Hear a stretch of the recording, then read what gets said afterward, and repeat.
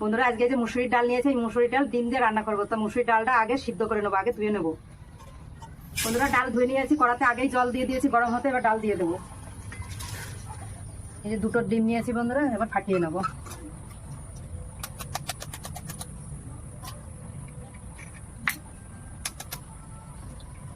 ডাল ভালোভাবে সিদ্ধ হয়ে গেছে, এবার নামিয়ে নেব।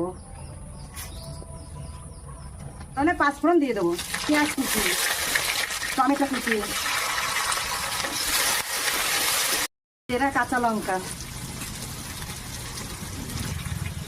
লবণ, হলুদ, রাখা ডিম,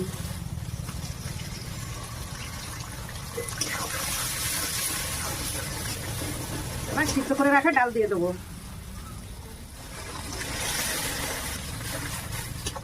এবার জল দিয়ে দেবো, বেশি জল দেবো না, অল্প জল দেবো। ডিম দিয়ে ডাল রান্না হয়ে গেছে, এবার নামিয়ে নেব।